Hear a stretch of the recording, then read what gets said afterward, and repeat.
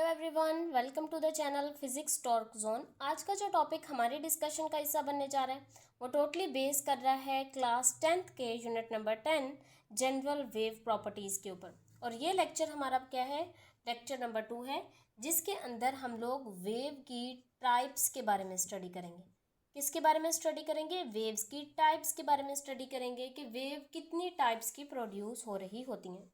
देखिए, वेव को दो बेसिस के ऊपर क्या किया गया है, डिवाइड किया गया है। सबसे पहले हमारे पास किस चीज़ की बेस के ऊपर डिवाइड किया गया है? ये लेक्चर नंबर 1 के अंदर भी हम लोगों ने थोड़ा सा इसका इंट्रोडक्शन ले लिया था, लेकिन अब हम लोग क्या करेंगे, इसका ब्रीफ स्टडी करेंगे।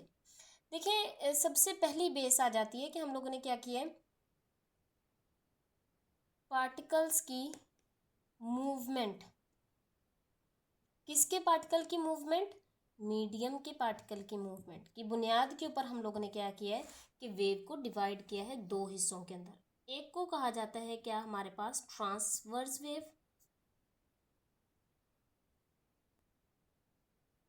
दूसरे को क्या कहा जाता है, लॉन्गिट्यूडनल वेव। क्या कहा जाता है? Longitudinal wave. दूसरी जो हमारे पास क्लासिफिकेशन है वो बेस कर रही है किसके ऊपर? मीडियम के ऊपर। कि ये जो हमारे पास वेव है इससे इधर मीडियम रिक्वायर्ड है या मीडियम रिक्वायर्ड नहीं है। अगर तो मीडियम रिक्वायर्ड है तो ये वेव क्या कहलाएंगी? Mechanical wave कहलाएंगी। लेकिन अगर इन्हें मीडियम की ज़रूरत नहीं है, आपको नज़र आ रहा है, तो ये वाली वेव्स क्या कहलाती हैं? ये वाली वेव ये कहलाती हैं इलेक्ट्रोमैग्नेटिक वेव्स। ठीक है, तो आज हम लोग क्या करेंगे, इन चार वेव्स के बारे में स्टडी करेंगे। ठीक है, सबसे पहले आ जाता है कि मीडियम की पार्टिकल्स की मूवमेंट की बुनियाद के ऊपर कि ये जो मीडियम के पार्टिकल हैं ये किस डायरेक्शन में मूव कर रहे हैं। इस बुनियाद के ऊपर ये जो दो क्लासिफिकेशन है ये हमारे पास की गई है। तो सबसे पहले transverse wave and longitudinal wave के बारे में स्टडी करते हैं। देखिए, ट्रांसवर्स वेव हमारे पास वो वेव्स होती हैं जिनके अंदर, transverse waves are those waves, ये क्या मैं इनकी डेफिनेशन लिख पा रही हूँ, those wave in which the direction of wave, या हम लोग ये भी कह सकते हैं the direction of motion of particles of medium is perpendicular to the direction of wave propagation. यानी कि वेव जिस डायरेक्शन में मूव कर रही है उस डायरेक्शन के परपेंडिकुलर डायरेक्शन में क्या होगा कि वेव के पार्टिकल्स मूव कर रहे होंगे। जैसे कि यहाँ पर एक शख्स है, उसने रस्सी को होल्ड करके रखा हुआ है और उसको क्या किया हुआ है, अटैच करवाया हुआ है एक दीवार के साथ। यहाँ पर इसने क्या किया कि अगर वेव को अप एंड डाउन डायरेक्शन में मूव करवाया तो हमारे पास इस तरह से वेव क्या हो रही है, अब ट्रांसफ़र हो रही है। ये क्या बन गई? वेव बन गई। हमें ये नज़र आ रहा है कि वेव के मूव करने की डायरेक्शन ये है, एक पॉइंट से दूसरे पॉइंट तक एनर्जी इस डायरेक्शन में ट्रांसफ़र हो रही है ना, तो वेव की डायरेक्शन ऑफ मोशन क्या हुई, यानी कि वे direction of motion of wave क्या है, इस तरफ है, इस तरफ। लेकिन ये जो मीडियम है ना, ये जो मीडियम है इसके पार्टिकल्स क्या कर रहे हैं, अप एंड डाउन डायरेक्शन में वाइब्रेट कर रहे हैं, कुछ इस तरह से वाइब्रेट कर रहे हैं। यानी कि हमारे पास क्या है कि जो वेव है ना वो क्या कर रही है, लेफ्ट से राइट की तरफ मूव कर रही है। लेकिन वेव क्या कर रही है, इस तरह से लेफ्ट से राइट की तरफ मूव कर रही है। लेकिन जो पार्टिकल्स है मीडियम के वो क्या कर रहे हैं, इस तरह से मूव कर रहे हैं। नज़र आया आपको कुछ? ये इस तरह से मूव कर रहे हैं और ये इस तरह से मूव कर रही है। तो हमारे पास इस किस्म की वेव क्या कहलाती है, ट्रांसवर्स वेव कहलाती है। जिनके जिनके अंदर क्या होता है कि ये जो वेव है और ये क्या है, ये हमारे पास एक वेव है ना, ये वेव है और ये वेव के मूव करने की डायरेक्शन है। ये दोनों क्या होते हैं, एक दूसरे के परपेंडिकुलर होते हैं, यानी कि 90 डिग्री के एंगल के ऊपर एग्जिस्ट कर रहे होते हैं। आई बात समझ? इस किस्म की वेव हमारे पास क्या कहलाती है, ट्रांसवर्स वेव कहलाती है। ठीक है, जिसके अंदर ये जो मीडियम है, मीडियम के पार्टिकल्स हैं, ये जो रस्सी है ये क्या है, मीडियम का पार्टिकल ही तो है। तो हमारे पास वेव इस तरह से मूव कर रही है और मीडियम के पार्टिकल्स कुछ इस तरह से मूव कर रहे हैं। जैसे मान लें एक शख्स है, वो क्या कर रहा है, जा इसी दरवाजे के पास ही रहा है, लेकिन ऐसे उछलता हुआ जा रहा है। कहता है मैं तो ऐसे भागता, ऐसे सीधा सीधा नहीं चलूँगा, मैं ऐसे उछलता उछलता जाऊँगा, ऐसे भाग भाग के। सेम वही कहानी है। इसके भागने की डायरेक्शन तो, भागने का कह रही हूँ, उछलने की डायरेक्शन तो अप एंड डाउन है, लेकिन आगे भी तो वो बढ़ रहा है ना, तो इन दोनों के दरमियान एंगल कितना है, 90 डिग्री का है। अब ट्रांसवर्स वेव्स के बहुत सारे कुछ हमारे पास क्या आ जाते हैं, कंपोनेंट्स आ जाते हैं, या हम लोग कह सकते हैं कुछ बहुत सारी प्रॉपर्टीज़ आ जाती हैं, उनके बारे में स्टडी करते हैं। तो पहले हम लोग क्या करते हैं, यहाँ पर एक ट्रांसफ़र वेव बना लेते हैं ताकि हमारे लिए मुश्किल पेश ना आए। सबसे पहले आ जाता है हमारे पास क्या, ट्रांसवर्स वेव का एम्पलीट्यूड। एम्पलीट्यूड किसे कहा जाता है, यानी कि अब हम लोग किसके बारे में स्टडी कर रहे हैं, वेव के कंपोनेंट के बारे में स्टडी कर रहे हैं। वेव के बहुत सारे क्या होते हैं, एलिमेंट्स होते हैं ना। तो एम्पलीट्यूड क्या है, एम्पलीट्यूड क्या होता है, बेसिकली हमारे पास maximum displacement moved by a point on a vibrating body from rest और मीन पोजीशन। देखें, अगर मेरे पास ये क्या थी, एक रस्सी थी, मान नहीं ये रस्सी थी, ये रस्सी की क्या है, एक रेस्ट पोजीशन है। जब मैंने इसके अंदर कोई भी वाइब्रेशन, कोई भी मान लें डिस्टर्बेंस क्रिएट नहीं की, तो ये क्या है, उसकी रेस्ट कंडीशन है। इसी को मैं मीन पोजीशन भी कह सकती हूँ। क्या कह सकती हूँ, मीन पोजीशन भी कह सकती हूँ। अब मैंने क्या किया, रस्सी के अंदर ना वेव प्रोड्यूस करवानी स्टार्ट कर दी। ये ऊपर वाला स्ट्रक्चर बना वेव के, ये इस मीन पोजीशन से नीचे वाला स्ट्रक्चर बना, ये ऊपर वाला बना, ये नीचे वाला बना, ये ऊपर वाला बना।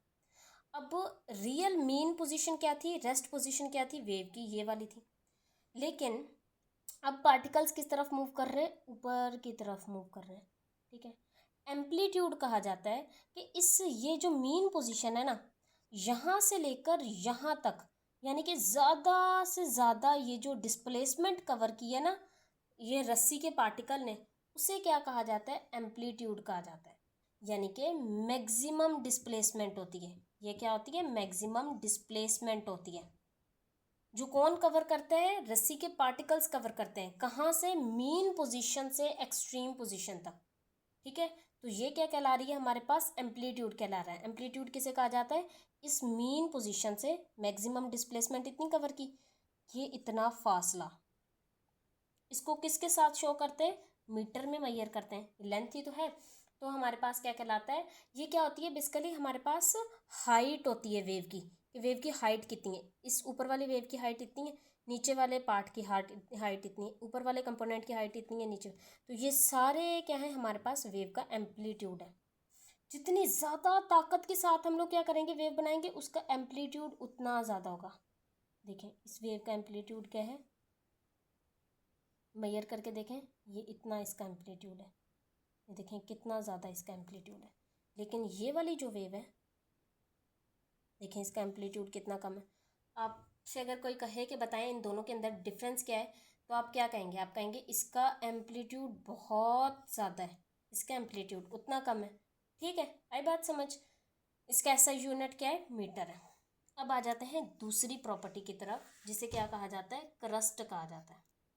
अब क्रस्ट क्या है, क्रस्ट जो है ना, वो बेसिकली हमारे पास ये जो वेव है ना, इसकी सरफेस के ऊपर जो ये जो जहाँ पर पार्टिकल की डिस्प्लेसमेंट क्या होती है, मैक्सिमम होती है ना, यानी कि ये जो वेव का अपर पार्ट है ना, वेव का अपर पार्ट, जहाँ पर ज़्यादा से ज़्यादा जिस पॉइंट पर वेव ने क्या की हुई है, डिस्प्लेसमेंट कवर की हुई है, इस पार्ट को क्या कहा जाता है, क्रस्ट कहा जाता है। ठीक है, या हम लोग ये भी कह सकते हैं कि ये जो पॉजिटिव अपर पार्ट होता है वेव का, जो सबसे ऊंचे वाला पार्ट होता है, यानी कि ये वाला पार्ट, ये वाले पार्ट क्रस्ट नहीं कहलाते, ये पार्ट हमारे पास क्रस्ट कहलाता है।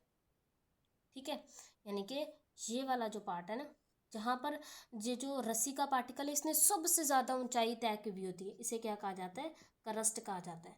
ठीक है, उसके बाद आ जाता है हमारे पास ट्रफ। देखिए ट्रफ क्या होता है, लोएस्ट पार्ट होता है। ये भी वही हम लोग कहेंगे कि ये वेव की सरफेस के ऊपर पाया जाने वाला एक ऐसा पॉइंट होता है जहाँ पर displacement of the medium is at minimum. देखें ये वाली डिस्प्लेसमेंट हम लोग पॉजिटिव में ले रहे होते हैं, मैक्सिमम ले रहे होते हैं, ये उतनी नीचे जा रही है तो ये मिनिमम में ले रहे होते हैं ना, तो ये क्या है, ट्रफ है। यानी कि ये जो लोएस्ट पार्ट है, ये ट्रफ, ये क्रस्ट, ये ट्रफ, ये क्रस्ट, ऐसे। ये क्या है, क्रस्ट है, ये क्या है, हमारे पास ट्रफ है, ये क्या है, क्रस्ट है, ये क्या है, ट्रफ है, ऐसे। आई बात समझ? ठीक है। एक और चीज़ होती है वेवलेंथ, उसको भी इंट्रोड्यूस करवा देते हैं, बाद में फिर आ जाएगी भागती हुई। वेवलेंथ किसे कहा जाता है, 2 मिनट। हमने क्या कहा कि ये क्या है, वेव की मूव करने की डायरेक्शन है, यानी कि हम लोग यहाँ पर लिख सकते हैं डायरेक्शन ऑफ प्रोपागेशन, यानी मूवमेंट कहा जाता है, प्रोपागेशन ऑफ वेव। और ये वाली डायरेक्शन क्या है, ये वाली डायरेक्शन है हमारे पास पार्टिकल्स की मूवमेंट की।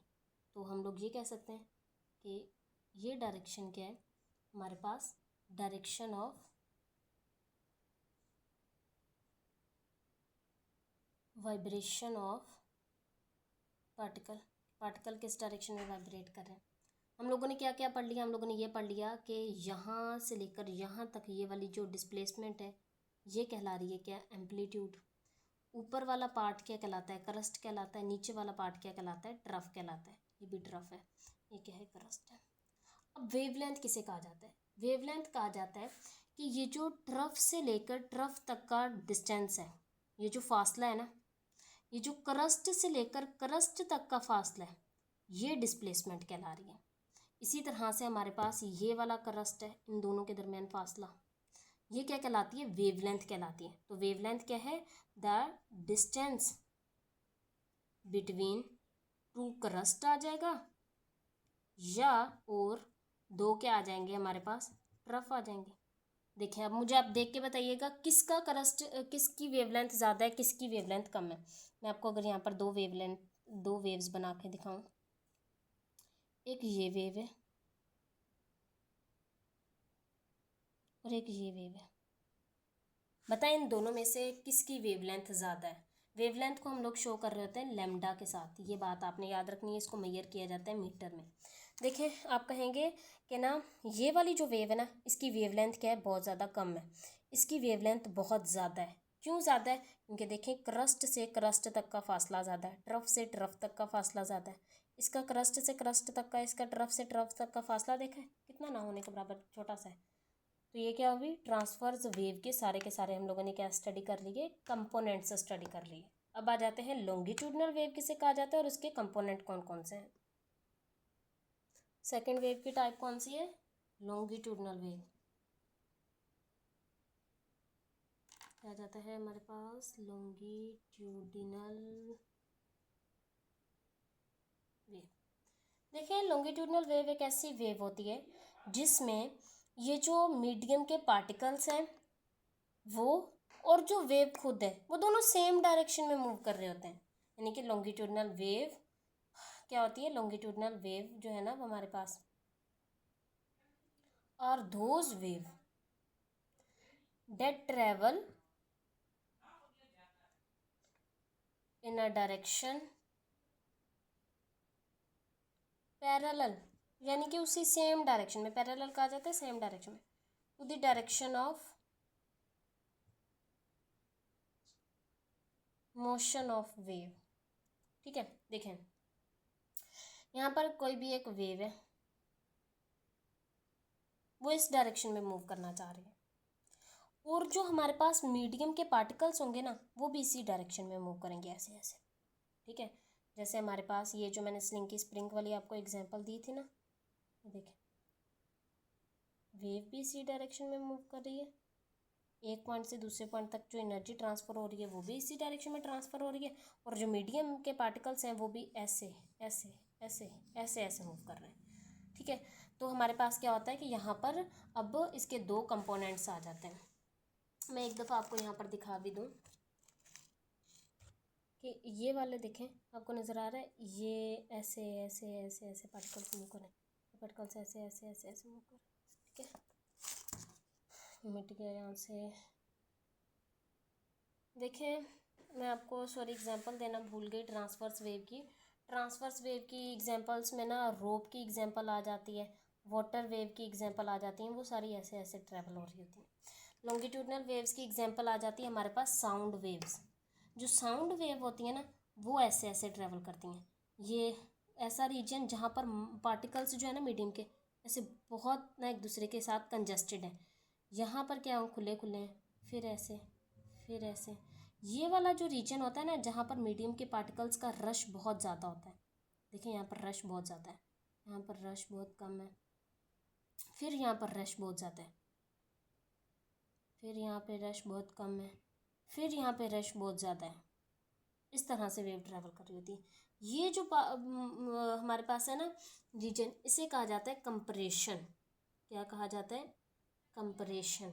लॉन्गिट्यूडनल वेव का एक ऐसा पार्ट जहाँ पर जो पार्टिकल्स हैं ये एक दूसरे के बहुत नज़दीक नज़दीक होते हैं, और ये जो रीजन है खुला खुला ये वाला, इसे कहा जाता है रेयरफैक्शन।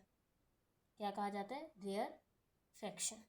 एक ऐसा रीजन जहाँ पर जो मीडियम के पार्टिकल्स हैं वो कैसे होते हैं? दूर दूर होते हैं, क्योंकि यहाँ पर क्या होता है? प्रेशर कम होता है। लाइक अगर हम लोग साउंड की बात करें ना तो साउंड इस तरह से ट्रैवल करता है कि रेयर कंप्रेशन रीजन में प्रेशर बहुत ज़्यादा होता है, पार्टिकल्स एक दूसरे के साथ ऐसे चिपके चिपके चिपके से होते हैं। ये वाला जो रीजन होता है यहाँ पर क्या होता है कि ना हमारे पास पार्टिकल्स जो हैं वो बहुत दूर दूर होते हैं, प्रेशर एयर का बहुत कम होता है, तो ये रीजन क्या कहलाता है? रेयरफैक्शन कहलाता है। और ये क्या कहलाता है? कंप्रेशन कहलाता है। ये हमारी क्या हो गई? लॉन्गिट्यूडनल वेव यहाँ पर कंप्लीट हो गई। अब आ जाते हैं हमारे पास किसके ऊपर? थर्ड एंड फोर्थ वेव के ऊपर, जिनको हम लोग किस तरह से पढ़ लेते हैं? अपना डिफरेंस करके पढ़ लेते हैं। तो सबसे पहले आ जाती है हमारे पास क्या? मैकेनिकल वेव, और ये क्या है? Electromagnetic waves. देखिए ये वो वेव्स होती हैं जिनको ट्रैवल करने के लिए ना, यानी कि मूव करने के लिए एक पॉइंट से दूसरे पॉइंट तक मीडियम क्या होता है? रिक्वायर्ड होता है। लेकिन इन वेव्स को मीडियम रिक्वायर्ड नहीं होता, ये बगैर मीडियम के भी क्या कर सकते हैं? एक पॉइंट से दूसरे पॉइंट तक मूव कर सकते हैं। और ठीक है, ये पहला पॉइंट हो गया। दूसरा पॉइंट ये कि mechanical waves are produced by vibrating motion in a respective medium. कोई सा भी मीडियम है ना, उसके अंदर अगर आप लोगों ने क्या करना है कि मैकेनिकल वेव्स को प्रोड्यूस करना है ना, तो आपको क्या करना पड़ेगा? उस मीडियम को वाइब्रेट करना पड़ेगा, डिस्टर्ब करना पड़ेगा। लाइक रोप के अंदर हम लोगों ने क्या करना था? वेव प्रोड्यूस करवानी थी। लाइक रिपल टैंक के अंदर वेव प्रोड्यूस करवानी थी। तो हम लोग क्या करेंगे? वेव ऐसे ऐसे वाइब्रेट करेंगे ना। लेकिन यहाँ पर अगर वेव की फॉर्मेशन करवानी है ना हम लोगों ने, तो क्या होता है? यहाँ पर इलेक्ट्रिक एंड मैग्नेटिक फील्ड को, किसको? इलेक्ट्रिक एंड मैग्नेटिक फील्ड जो होती है ना, उसको क्या करना पड़ता है? चेंज करना पड़ता है।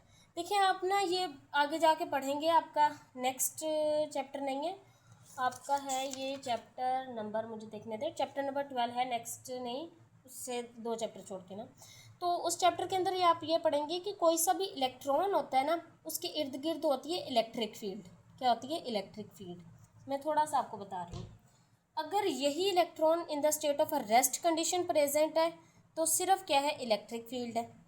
अगर ये मूव कर रहा है, किसके साथ मूव कर रहा है? कांस्टेंट वेलोसिटी के साथ मूव कर रहा है, यानी कि इसकी क्या है? कांस्टेंट वेलोसिटी है, तो इसके इर्द गिर्द क्या होगी? इलेक्ट्रिक फील्ड भी होगी, साथ ही साथ क्या होगी? मैग्नेटिक फील्ड भी होगी। यानी कि इलेक्ट्रिक फील्ड भी है, मैग्नेटिक फील्ड भी है। लेकिन अब ये क्या कर रहा है? मूव कर रहा है विद वेरिएबल वेलोसिटी, यानी कि एक्सलरेशन आ गई है इसके अंदर। अब क्या होगा? इसके अंदर ये जो electric field and magnetic field है ना, ये क्या होंगी कि हमारे पास changing electric and magnetic field produce होंगी। तो ये कुछ इस तरह से मूव करना स्टार्ट कर देती हैं एक पॉइंट से दूसरे पॉइंट तक के ना, एक दूसरे से परपेंडिकुलर। ठीक है, तो हमारे पास क्या हो रहा होता है कि ना फिर ये इस तरह से वेव प्रोड्यूस हो रही होती है। ठीक है, आई बात समझ? क्या समझ आया कि इसको प्रोड्यूस करवाने के लिए हमें वाइब्रेटिंग बॉडी रिक्वायर्ड होती है। क्या रिक्वायर्ड होती है? वाइब्रेटिंग बॉडी रिक्वायर्ड होती है। इसको प्रोड्यूस करवाने के लिए हमें इलेक्ट्रिक मूविंग, और वो भी कैसे? नॉन यूनिफॉर्म मूविंग इलेक्ट्रॉन्स की ज़रूरत होती है, जिसकी वजह से क्या होता है कि electric and magnetic field produce हो रही होती है। आई बात समझ? अब ये जो मैकेनिकल वेव्स है ना, ये किस किस्म की हो सकती हैं? ट्रांसवर्स वेव्स भी हो सकती हैं और लॉन्गिट्यूडनल वेव्स भी हो सकती हैं। लेकिन आपको नज़र आ रहा है कि इलेक्ट्रोमैग्नेटिक वेव्स हमेशा कैसी होती हैं, ट्रांसवर्स वेव्स होती हैं। मैकेनिकल वेव्स जो है ना वो कभी भी वैक्यूम से ट्रैवल नहीं कर सकती। क्यों नहीं ट्रैवल कर सकती? देखें, इसे मैंने कहा कि मीडियम रिक्वायर्ड है, तो वैक्यूम के अंदर जब किसी किस्म का कोई मीडियम पाया ही नहीं जाता तो ये कैसे वहाँ से ट्रैवल कर सकती हैं? ठीक है, आई बात समझ। लेकिन इलेक्ट्रोमैग्नेटिक वेव्स क्या कर सकती हैं, वैक्यूम के अंदर ट्रैवल कर सकती हैं। अब इसकी एग्जांपल लें। इसकी एग्जांपल है, हमारे पास आ जाती है साउंड वेव हो गया, रोप हो गई, रोप वेव हो गई ना, इसके अलावा वाटर वेव हो गई। ये सारी क्या है कि हमारे पास मैकेनिकल वेव्स की एग्जांपल है। ठीक है, लेकिन इसकी एग्जांपल क्या आ जाती है, जैसे लाइट है, रोशनी है। ठीक है, जिस तरह से हमारे पास ये जो यूवी रेज होती हैं, क्या होती हैं हमारे पास, माइक्रोवेव्स होती हैं, रेडियो वेव्स होती हैं, ये सारी की सारी वेव्स किसकी एग्जांपल है, इलेक्ट्रोमैग्नेटिक वेव्स की एग्जांपल है।